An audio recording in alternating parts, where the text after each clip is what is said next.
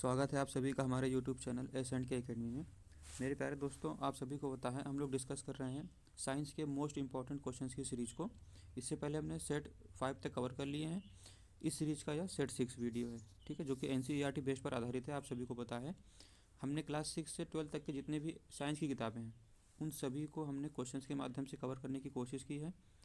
Questions को जिस तरीके से प्रिपेयर किया गया है दोस्तों, उसमें आपके कम से कम एक क्वेश्चन में 6 से या 7 क्वेश्चंस आपके ज़रूर कवर होंगे, ठीक है। क्वेश्चन तो हम लोग वन लाइन में बना सकते थे, लेकिन इस तरीके का क्वेश्चन बनाने का हमारा उद्देश्य सिर्फ ये था कि एक साथ आपके कम से कम 6-7 क्वेश्चंस कवर हो जाएं, आपकी समय की बचत हो जाए, ठीक है।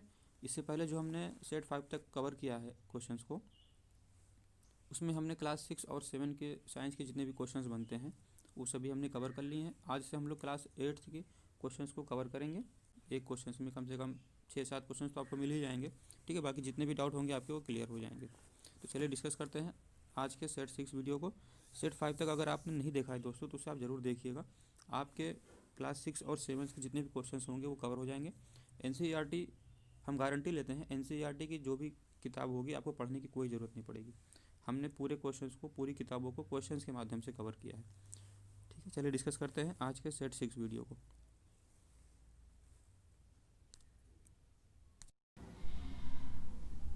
आज का हमारा पहला प्रश्न है, भारत में फसलों को ऋतु के आधार पर सामान्यतः 2 भागों में बांटा जाता है, रबी और खरीफ फसल। इन फसलों के संदर्भ में निम्नलिखित कथनों पर आपको विचार करना है। पहला कथन कह रहा है खरीफ की फसलें ग्रीष्म ऋतु में बोई जाती हैं। दूसरा कथन हमारा कह रहा है रबी की फसलें शीत ऋतु में उगाई जाती हैं। उपर्युक्त कथन में से कौन सा कथन आपको सही है बताना है आपको। दोस्तों हम लोग बात कर लेते हैं पहले खरीफ की फसल की। खरीफ की फसल जो होती हैं दोस्तों वो जून जुलाई से बोई जाती हैं और सितंबर अक्टूबर में इनकी कटाई होती है। यानी कि जून से लेके जुलाई तक इनका क्या होता है, बुआई, खरीफ की फसलों का समय होता है। खरीफ की फसलें अगर हम जून से लेके अक्टूबर की हम बात करें तो ये वर्षा ऋतु की फसलें होती हैं दोस्तों, ठीक है। खरीफ की फसलें जो होती हैं वो ग्रीष्म ऋतु की ना होते हुए वर्षा ऋतु की फसलें होती हैं। रबी की फसलें शीत ऋतु में उगाई जाती हैं। ये आपका कथन सही है, क्योंकि रबी की जो फसल होती है दोस्तों वो अक्टूबर नवंबर में इसकी बुआई होती है, अप्रैल और मई में इसकी कटाई होती है। यानी कि अक्टूबर नवंबर से हमारी क्या होती है, शीत ऋतु स्टार्ट हो जाती है। तो ये कथन आपका सही है। कथन आपका पहला वाला गलत हो जाएगा। खरीफ की फसलें जो होती हैं वो ग्रीष्म ऋतु में ना होते हुए वर्षा ऋतु में इनकी फसलें होती हैं। ग्रीष्म ऋतु की जो फसलें होती हैं दोस्तों वो जायद की फसलें होती हैं। जैसे अब खीरा, ककड़ी, तरबूज हो गया, ये सभी जायद की फसलें हैं जो कि ग्रीष्मकालीन होती हैं, ठीक है। इसमें कथन आपका ऑप्शन नंबर बी सही हो जाएगा। केवल 2 सही है आपका, ठीक है। रबी की फसल में कौन कौन से फसल आते हैं, गेहूँ हो गया, जौ हो गया, मटर, चना, सरसों, गन्ना, बरसीन, अलसी, मसूर, ये सभी क्या है, रबी की फसलें हैं। खरीफ की फसलों में क्या कौन कौन से आते हैं, धान हो गया, ज्वार हो गया, रागी हो गया, मक्का हो गया, जूट हो गया, मूंगफली हो गया, कपास हो गया, सन हो गया, उड़द हो गया, तंबाकू हो गया, ये सभी खरीफ की फसलें हैं, ठीक है। वर्षा ऋतु की फसलें को हम खरीफ की फसलें कहते हैं। जायद की फसलों में खीरा, ककड़ी, तरबूज हो गया। जायद की फसलें दोस्तों वो ग्रीष्मकालीन होती हैं, ठीक है। आपका ऑप्शन नंबर बी सही हो जाएगा इसमें। अगला प्रश्न देखते हैं। अगला प्रश्न कह रहा है दोस्तों जैविक खाद के संदर्भ में निम्नलिखित कथनों पर विचार कीजिए, ठीक है। पहला कथन क्या कह रहा है, जैविक खाद से यानी इससे मिट्टी की जल धारण क्षमता क्या होती है, जल धारण क्षमता में वृद्धि होती है। दूसरा कथन आपका कह रहा है जैविक खाद से मिट्टी भुरभुरी एवं सरंध्र हो जाती है, ठीक है। तीसरा कथन कह रहा है इससे मित्र जीवाणुओं की संख्या में वृद्धि होती है, यानी कि जो जीवाणु हमारी मिट्टी के लिए लाभदायक होते हैं, ठीक है, जैविक खाद से इनकी संख्या में क्या होती है, वृद्धि होती है। तीसरा कथन ये कह रहा है। तो जैविक खाद में आपके बताना आपको कौन से कथन आपके सही हैं इसमें से, ठीक है। इसमें से दोस्तों आपके तीनों कथन सही हैं, 1, 2 और 3 तीनों कथन आपके सही हैं। आपका आंसर हो जाएगा ऑप्शन नंबर डी, 1, 2 और 3, इसमें आपके तीनों कथन सही हैं। जैविक खाद से में मिट्टी की जलधारण क्षमता वृद्धि होती है, इससे मिट्टी भुरभुरी एवं सरंध्र हो जाती है और मित्र जीवाणु की संख्या में भी वृद्धि होती है इसमें, ठीक है। देखिए दोस्तों जैविक खाद रासायनिक उर्वरक की अपेक्षा हमेशा अच्छी मानी जाती है। जो भी हम रासायनिक खाद इस्तेमाल करते हैं खेतों में उनसे अच्छी मानी जाती है जैविक खाद, ठीक है। ठीक है। यहाँ जहाँ तक एक तरफ जैविक खाद से मिट्टी की जल धारण क्षमता बढ़ती है, मिट्टी भुरभुरी एवं सरंध्र होती है तथा मित्र जीवाणु की संख्या में वृद्धि होती है। ऐसे जीवाणु जो मिट्टी के लिए लाभदायक होते हैं उनकी संख्या में वृद्धि होती है जैविक खाद से। वहीं दूसरी तरफ अगर हम रासायनिक उर्वरकों की बात करें तो के अत्यधिक उपयोग से मिट्टी की उर्वरता में हमें हमेशा कमी आती है। ठीक है, मिट्टी की जो क्वालिटी होती है वो हमेशा डाउन होती है रासायनिक उर्वरकों से। इसमें जल प्रदूषण के स्रोत भी बनते हैं, रासायनिक उर्वरक से जल प्रदूषण के स्रोत भी बनते हैं। रसायनों का उपयोग कीटनाशी एवं खरपतवार नाशी के रूप में भी किया जाता है। जैसे हमारे खेतों में घास ना उगने के लिए हम लोग कीटनाशक का प्रयोग करते हैं। ठीक है, उससे हमारी क्या होती है, मिट्टी की जल धारण क्षमता जो होती है वो भी ख़राब होती है, मिट्टी की क्वालिटी भी ख़राब होती है। ठीक है, जब खरपतवार नाशी के रूप में हम क्या इस्तेमाल करते हैं, 2D और 4D, 2D और 4D खरपतवार नाशी है, ये हम खरपतवार नाशी के रूप में इसका इस्तेमाल करते हैं। ठीक है, इन सभी में रसायनों की उपस्थिति सम्मिलित रूप से मृदा में रसायनों की मात्रा को बढ़ा देती है, जो कि हमारे लिए काफ़ी नुकसानदायक होते हैं। ठीक है, तो जैविक खाद का इस्तेमाल हमेशा रासायनिक उर्वरकों की अपेक्षा हमेशा अच्छा होता है। ठीक है, अगला प्रश्न देखते हैं। कॉड लीवर तेल। कॉड लीवर तेल में विटामिन डी अधिक मात्रा में पाया जाता है। यह कॉड लीवर तेल निम्नलिखित में से किस जीव से प्राप्त किया जाता है? कॉड लीवर तेल मेढक, मछली, सर्प या इनमें से कोई नहीं। दोस्तों, कॉड लीवर तेल हम लोग मछली से प्राप्त करते हैं। मछली का जो तेल होता है, कॉड लीवर तेल दोस्तों मछली से प्राप्त किया जाता है। इसमें विटामिन ए और विटामिन डी प्रचुर मात्रा में पाया जाता है। ठीक है, इसमें अन्य कई पोषक तत्व भी उपस्थित होते हैं, विटामिन डी और विटामिन ए। विटामिन डी और विटामिन ए इसको याद रखिएगा, मछली के तेल में प्रचुर मात्रा में पाया जाता है। ठीक है, इस कॉड लीवर तेल भी कहते हैं। आपका आंसर हो जाएगा ऑप्शन नंबर बी। अगला प्रश्न देखते हैं।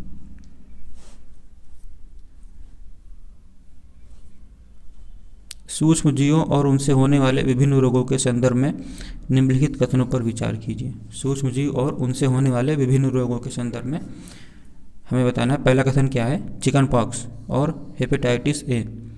चिकन पॉक्स और हेपेटाइटिस ए जो है विषाणु द्वारा होते हैं, पहला कथन कह रहा है।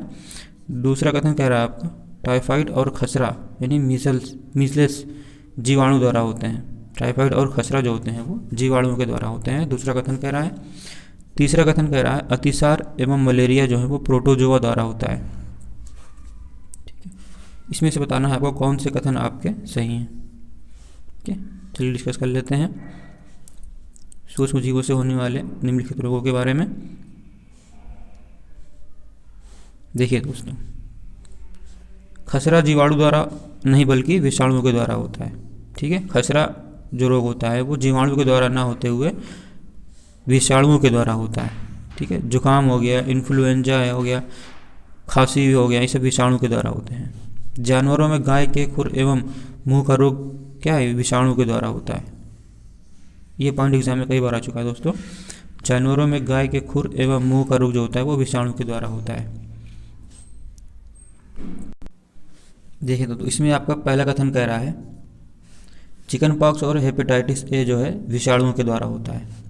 ठीक है, चिकन पॉक्स और हेपेटाइटिस ए विषाणुओं के द्वारा होता है, यानी कि वायरस के द्वारा होता है। ये कथन आपके सही हैं।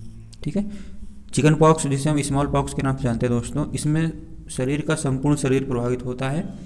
इसका जो वायरस होता है उसका नाम होता है वेरियोला वायरस। ठीक है, चिकन पॉक्स के वायरस का नाम होता है वेरियोला वायरस। इसमें संपूर्ण शरीर प्रभावित होता है।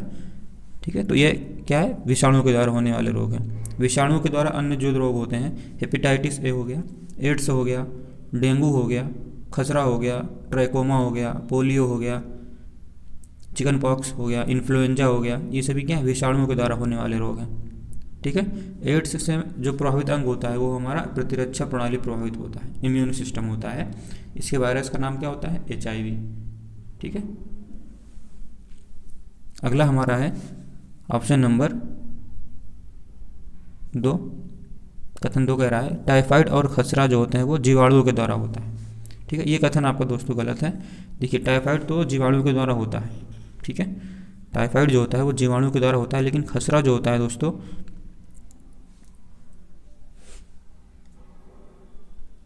खसरा जो होता है दोस्तों वो विषाणु के द्वारा होता है, ठीक है, विषाणु के द्वारा होता है खसरा। इसमें शरीर का संपूर्ण शरीर प्रभावित होता है। इसके वायरस का नाम होता है मोरबिलो वायरस, ठीक है। खसरा के विषाणु का नाम होता है मोरबिलो वायरस। खसरा विषाणु के द्वारा होने वाला रोग है, ना कि जीवाणु के द्वारा। टाइफाइड आपको जीवाणु के द्वारा होता है, ठीक है। जीवाणु के द्वारा अन्य जो रोग होते हैं दोस्तों, टिटेनस होते हैं, हैजा, टाइफाइड। टाइफाइड को हम क्या कहते हैं, आंत का बुखार भी कहते हैं, ठीक है। तपेदिक क्षय रोग, इसे हम टीबी कहते हैं। प्लेग हो गया, काली खांसी हो गई, कुष्ठ रोग हो गया, इसे हम लिप्रोसी कहते हैं। सिफिलिस हो गया, डिप्थीरिया हो गया, ये सभी जीवाणु के द्वारा होने वाले रोग हैं, ठीक है। अगला कथन कह रहा है अतिसार एवं मलेरिया प्रोटोजोआ द्वारा होते हैं। अतिसार और मलेरिया जो होते हैं वो प्रोटोजोआ के द्वारा होते हैं, ये कथन आपका सही है। प्रोटोजोआ के द्वारा दोस्तों मलेरिया भी होता है, पायरिया भी होता है, सोने की बीमारी होता है, पेचिस, कालाजार, ये सभी क्या है, प्रोटोजोआ के द्वारा होने वाले रोग हैं। आपका कथन 3 सही है, 1 और 3 आपका सही है, कथन 2 आपका गलत है, ठीक है। इसमें आपका आंसर हो जाएगा ऑप्शन नंबर सी, 1 और 3। अगला प्रश्न देखते हैं। अगला प्रश्न कह रहा है दोस्तों, निम्नलिखित पर विचार कीजिए। पहला कह रहा है शैवाल स्पाइरोगायरा, प्रोटोजोआ क्लेमाइडोमोनास। तीसरा कह रहा है कवक राइजोपस यानी कि ब्रेड मोल्ड। इसमें से उपर्युक्त सूक्ष्म जीवों में से बताना है कौन सा सुमेलित है, कौन सा सुमेलित नहीं है, ठीक है। चलिए देखते हैं कौन सा इसमें सुमेलित है आपका। देखिए दोस्तों, सूक्ष्म जीवों में जो भी उपर्युक्त सूक्ष्म जीव दिए गए हैं, इसमें स्पाइरोगायरा और क्लेमाइडोमोनास, स्पाइरोगायरा और क्लेमाइडोमोनास जो है वो शैवाल के उदाहरण हैं, ठीक है। स्पाइरोगायरा और क्लेमाइडोमोनास जो है वो शैवाल का उदाहरण है। प्रोटोजोआ के सामान्य उदाहरण की अगर हम बात करें दोस्तों, तो अमीबा हो गया और पैरामीशियम हो गया। प्रोटोजोआ के सामान्य उदाहरण अमीबा और पैरामीशियम क्या है, प्रोटोजोआ है। अमीबा और पैरामीशियम प्रोटोजोआ है।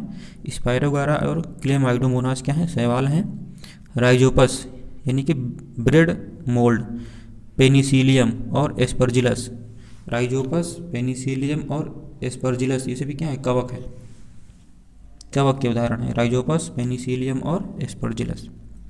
सूक्ष्मजीव दोस्तों, सूक्ष्मजीव जो होते हैं वो एक कोशिका होते हैं, यानी कि इसमें एक कोशिका पाई जाती है। जैसे कि हो गए जीवाणु हो गए, कुछ शैवाल हो गए, प्रोटोजोआ हो गया। एक कोशिका दोस्तों, जीवाणु, कुछ शैवाल और प्रोटोजोआ ये सभी क्या है, एक कोशिकीय होते हैं। ये सूक्ष्मजीव एक कोशिकीय होते हैं, जीवाणु, शैवाल और प्रोटोजोआ। कुछ शैवाल की बात कर रहे हैं दोस्तों, ठीक है। कुछ शैवाल एक कोशिकीय होते हैं, कुछ शैवाल बहुकोशिकीय होते हैं। कवक बहुकोशिकीय होता है आपका, ठीक है। कुछ सूक्ष्मजीव दोस्तों दूसरों जीवों पर आश्रित होते हैं, जबकि कुछ अन्य स्वतंत्र रूप से पाए जाते हैं। जैसे अमीबा जैसा सूक्ष्मजीव दोस्तों अकेले रह सकता है, जबकि कवक और जीवाणु क्या है, समूह में रहते हैं। कवक और जीवाणु दोस्तों समूह में रहते हैं। अमीबा ऐसा सूक्ष्मजीव है जो अकेले रह सकता है। इसमें आपका आंसर हो जाएगा ऑप्शन नंबर बी, केवल 1 और 3। शैवाल स्पाइरोगायरा और क्लेमाइडोमोनास, स्पाइरोगायरा और क्लेमाइडोमोनास क्या है, शैवाल हैं, ठीक है। कवक राइजोपस क्या है, कवक है। आपका आंसर हो जाएगा ऑप्शन नंबर बी।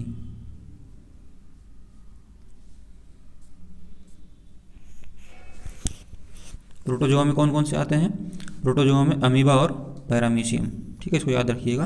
प्रोटोजोआ में अमीबा और पैरामीशियम आते हैं, ठीक है। स्पाइरोगायरा, क्लेमाइडोमोनास क्या है, शैवाल हैं, ठीक है। प्रोटोजोआ में अमीबा और पैरामीशियम आते हैं। अगला प्रश्न देखते हैं। दूध से दही बनाने की प्रक्रिया में निम्नलिखित में से किस सूक्ष्मजीव की आवश्यकता होती है? जीवाणु की, कवक की, विषाणु की, या फिर इनमें से कोई नहीं? तो दूध से हमें दही बनाने के लिए जीवाणु की आवश्यकता होती है, ठीक है। आपका ऑप्शन नंबर ए सही हो जाएगा। दोस्तों दूध से दही बनाने की प्रक्रिया में जीवाणु की हमें आवश्यकता होती है। दही में अनेक सूक्ष्मजीव पाए जाते हैं, जिनमें लैक्टोबैसिलस नाम का एक जीवाणु प्रमुख होता है, जो दूध में जनन करके उसे दही में परिवर्तित कर देता है। यानी लैक्टोबैसिलस नामक जीवाणु होता है दूध में, लैक्टोबैसिलस। जीवाणु दोस्तों पनीर हो गया, अचार हो गया, अन्य खाद्य पदार्थों के निर्माण में सहायक होते हैं। दूध में कौन सा जीवाणु होता है? लैक्टोबैसिलस। दूध में लैक्टिक अम्ल पाया जाता है, ठीक है, लैक्टोबैसिलस नामक जीवाणु के उपयोग से। आपका आंसर हो जाएगा ऑप्शन नंबर ए, जीवाणु। लैक्टोबैसिलस क्या है? जीवाणु है। अगला प्रश्न है, खाद्य पदार्थों में मिलाए जाने के बाद अपनी श्वसन प्रक्रिया में खमीर, जिसे ईस्ट कहते हैं, निम्नलिखित में से क्या उत्पादित करता है? खाद्य पदार्थों में मिलाए जाने के बाद अपनी श्वसन प्रक्रिया में खमीर निम्नलिखित में से क्या उत्पादित करता है? पहला कह रहा है ऑक्सीजन, दूसरा कह रहा है कार्बन डाइऑक्साइड, तीसरा कह रहा है नाइट्रोजन, या फिर इनमें से कोई नहीं। दोस्तों खाद्य पदार्थों में ईस्ट को मिलाने से यह कार्बन डाइऑक्साइड उत्पादित करता है, ठीक है। आपका आंसर हो जाएगा option number B, carbon dioxide. खाद्य पदार्थों में मिलाए जाने के बाद खमीर क्या करता है दोस्तों? तीव्र गति से जनन करता है तथा अपनी श्वसन प्रक्रिया में यह कार्बन डाइऑक्साइड उत्पादित करते हैं। गैस के बुलबुले खमीर वाले खाद्य पदार्थ का आयतन बढ़ा देते हैं, जिसे हम खमीर का उठना कहते हैं, ठीक है। यही बेकिंग उद्योग में खमीर के उपयोग का आधार है, जिसमें ब्रेड हो गया, पेस्ट्री हो गया, केक हो गया, ये सभी बनाए जाते हैं, ठीक है। खमीर जिसे हम ईस्ट कहते हैं। आंसर हो जाएगा option number B, carbon dioxide. अगला प्रश्न देखते हैं,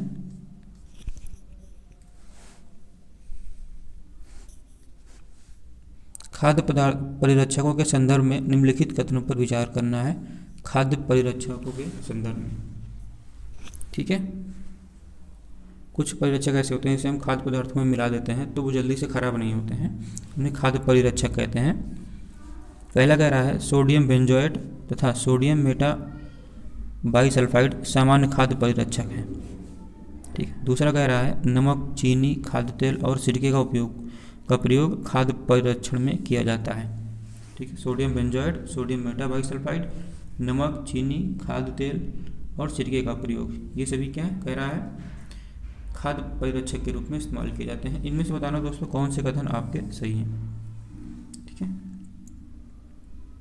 इसमें आपका दोस्तों कथन 1 और कथन 2 दोनों आपके सही हैं। आपका आंसर क्या हो जाएगा? ऑप्शन नंबर सी, 1 और 2 दोनों, ठीक है।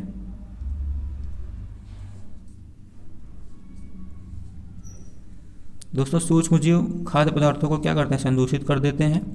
खाद्य पदार्थों को संदूषित से बचाने के लिए, यानी कि खराब होने से बचाने के लिए हम उसमें खाद्य परिरक्षकों का प्रयोग करते हैं, ठीक है। आप मार्केट में जूस लेने जाते हैं, जो पैकेट वाले जूस होते हैं, जो टोमेटो सॉस वगैरह होते हैं, इन सभी को खराब होने से बचाने के लिए हम खाद्य परिरक्षकों का प्रयोग करते हैं, ठीक है। इसमें सोडियम बेंजोएट हो गया, सोडियम मेटाबाइसल्फाइड हो गया, सोडियम बेंजोएट और सोडियम मेटाबाइसल्फाइड, ये सभी क्या है? समान परिरक्षक हैं। इन्हें खाद्य पदार्थों में मिला देने से खाद्य पदार्थ क्या है? जल्दी खराब नहीं होते हैं। जैम, स्क्वैश बनाने में इन रसायनों का उपयोग किया जाता है, ठीक है। नमक, चीनी, खाद्य तेल और सिरका का उपयोग भी क्या है? सूक्ष्म जीवों की वृद्धि को रोकने के लिए समान रूप से किया जाता है, ठीक है। नमक का, खाद्य तेल का प्रयोग, सिरका का उपयोग हम अचार को संदूषित होने से बचाने के लिए करते हैं। चीनी का उपयोग हम जैसे जेली हो गया, स्क्वैश हो गया, ये सभी को खराब होने से बचाने के लिए हम इसका उपयोग करते हैं। तो इन सभी का प्रयोग हम दोस्तों खाद्य पदार्थों को खराब होने से बचाने के लिए करते हैं, या फिर ये कह सकते हैं खाद्य परिरक्षकों के रूप में इनका इस्तेमाल किया जाता है, ठीक है। इसमें आपका आंसर क्या हो जाएगा? ऑप्शन नंबर सी, 1 और 2 दोनों आपके कथन सही हैं, ठीक है। अगला प्रश्न देखते हैं,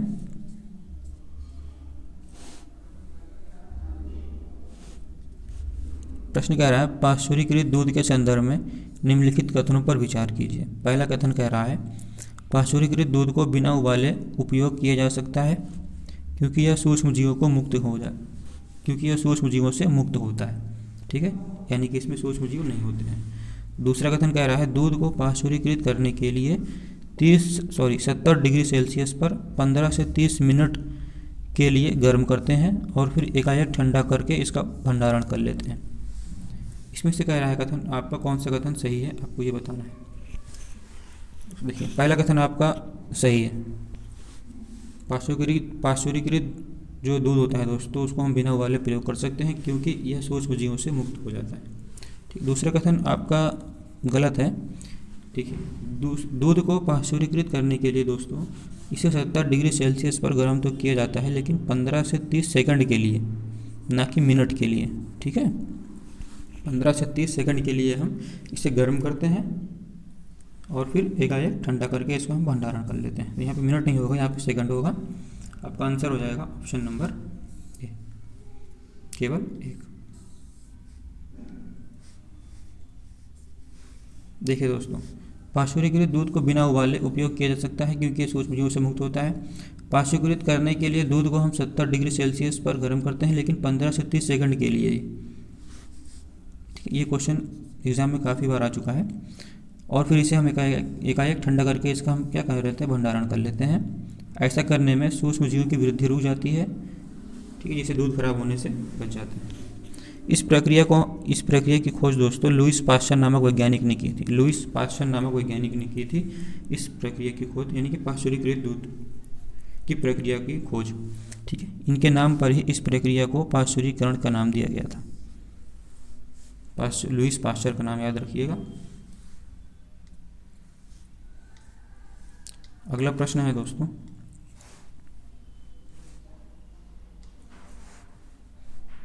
प्रश्न कह रहा है नाइट्रोजन चक्र के संदर्भ में निम्नलिखित कथनों में से कौन सा सही नहीं है, बताना आपको।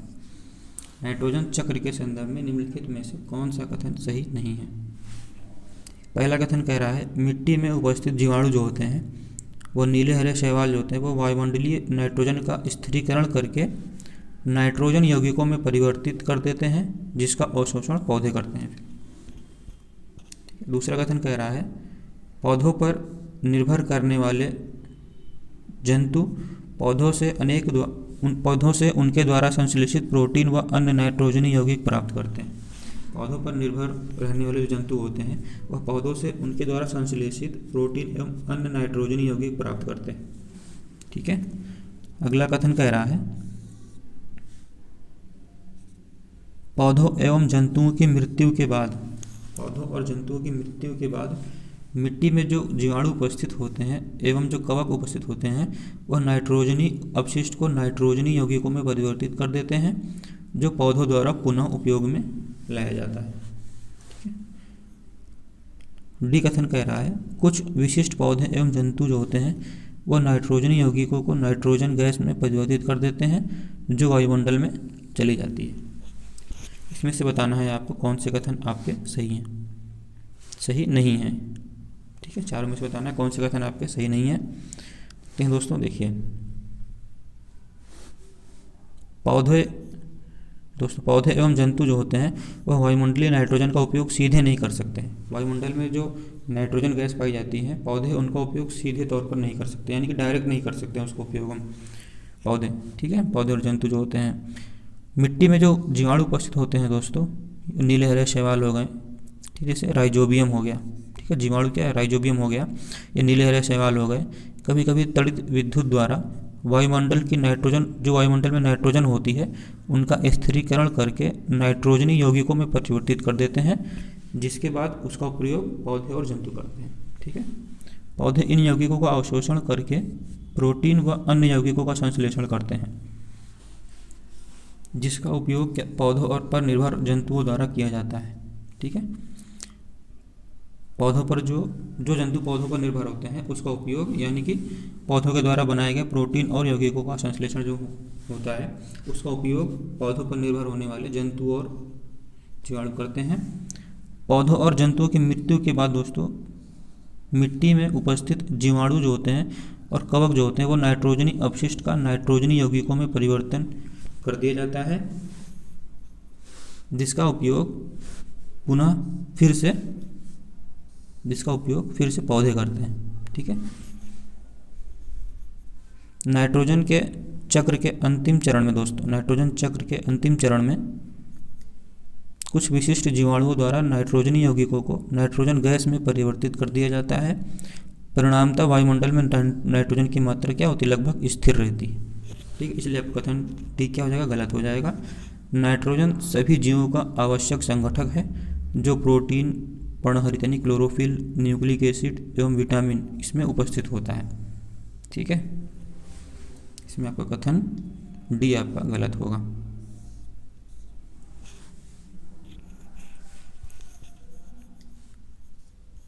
अगला प्रश्न देखते हैं। निम्नलिखित पर विचार कीजिए। पहला कह रहा है कपास, पीईटी, पेट यानी कि प्लास्टिक। तीसरा कथन कह रहा है प्लास्टिक। इसमें से दोस्तों बताना उपर्युक्त में से कौन से प्राकृतिक बहुलक का उदाहरण है। इनमें से कौन सा प्राकृतिक बहुलक का उदाहरण है कपास, पेट और प्लास्टिक में। इसमें आपका आंसर हो जाएगा दोस्तों ऑप्शन नंबर ए, केवल एक, कपास। ठीक है, कपास क्या है, प्राकृतिक बहुलक का उदाहरण है। पेट और प्लास्टिक जो है दोस्तों वह प्राकृतिक बहुलक का उदाहरण नहीं है, वह कृत्रिम बहुलक का उदाहरण है। ठीक है, पेट और प्लास्टिक जो है वह कृत्रिम है, कपास क्या है, प्राकृतिक है। आपका आंसर हो जाएगा ऑप्शन नंबर ए। देखिए दोस्तों, बहुलक जो होते हैं छोटी इकाइयों से मिलकर, बहुलक जो होते हैं छोटी इकाइयों से मिलकर बनी एक बड़ी इकाई होती है। छोटी छोटी इकाइयों से मिलकर जो बड़ी इकाई बनती है उसे बहुलक कहते हैं। यह प्राकृतिक और संश्लेषित दोनों ही प्रकार के होते हैं, यानी कि कृत्रिम। ठीक है, ये प्राकृतिक और संश्लेषित दोनों प्रकार के होते हैं, जिसमें से कपास एक प्राकृतिक बहुलक है जो सेलुलोज कहलाता है। ठीक है, सेलुलोज की बड़ी संख्या में ग्लूकोज इकाइयों द्वारा निर्मित होता है। ऊन, रेशम, जिसे ऊन हो गया, रेशम हो गया, चमड़ा हो गया, ये सभी क्या है, प्राकृतिक बहुलक के उदाहरण हैं। ऊन, रेशम, चमड़ा, ये सभी क्या प्राकृतिक बहुलक के उदाहरण हैं। ठीक है, संश्लेषित रेशे दोस्तों पेट्रो रसायन के रासायनिक प्रक्रमण से प्राप्त होते हैं।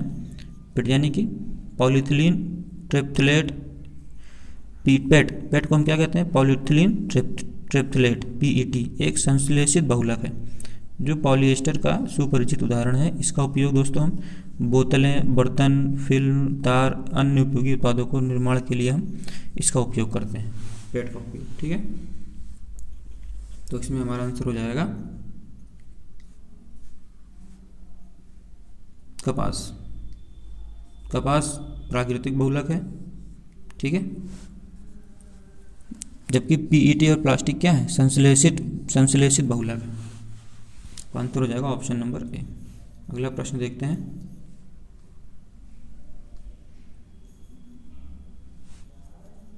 आग बुझाने वाले कर्मचारियों के परिधानों पर एक परत चढ़ी होती है। जो आग बुझाने वाले कर्मचारी होते हैं उनके जो कपड़े होते हैं, जो ड्रेस वो पहनते हैं, उस पर एक परत चढ़ी होती है जो उसे अग्निरोधक बनाती है, यानी कि आग से जलने से बचाती है। यह परत निम्नलिखित में से किसकी बनी होती है। ठीक है, यह परत किसकी होती है जो उनके कपड़ों पर लगाई जाती है। दोस्तों, आग बुझाने वाले जो कर्मचारी होते हैं उनके कपड़ों पर मेलामाइन नामक प्लास्टिक की परत चढ़ी होती है। मेलामाइन नामक प्लास्टिक की परत चढ़ी होती है। मेलामाइन जो होते हैं वो अग्नि प्रतिरोधक हैं तथा अन्य प्लास्टिक की अपेक्षा ऊष्मा को सहने की अधिक क्षमता इसमें होती है। ठीक है, मेलामाइन नामक प्लास्टिक होती है। इसमें आपका आंसर हो जाएगा मेलामाइन, ऑप्शन नंबर ए।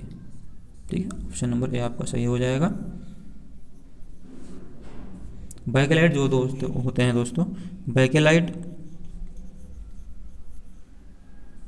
ऊष्मा और विद्युत का कुचालक होता है। बैकेलाइट जो होता है वो ऊष्मा और विद्युत का कुचालक होता है। यह बिजली के स्विच हो गए, विभिन्न बर्तनों के हत्थे हो गए आदि को बनाने में बैकेलाइट का प्रयोग किया जाता है। ठीक है, बिजली के स्विच जो होते हैं, बर्तनों के जो हत्थे होते हैं, इन सभी को बनाने के लिए हम बैकेलाइट का प्रयोग करते हैं जो कि ऊष्मा और विद्युत का कुचालक होता है। ठीक है, उसके अलावा पॉलिएस्टर जो होता है, पॉली प्लस एस्टर, पॉलिएस्टर जो होता है दोस्तों कि पॉलिएस्टर की इकाइयों की पुनरावृत्ति से बना होता है।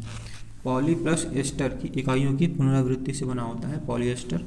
एस्टर जो होते हैं वे रसायन होते हैं जो फलों को उनकी गंध प्रदान करते हैं। एस्टर वे रसायन होते हैं जो फलों को उनकी गंध प्रदान करते हैं।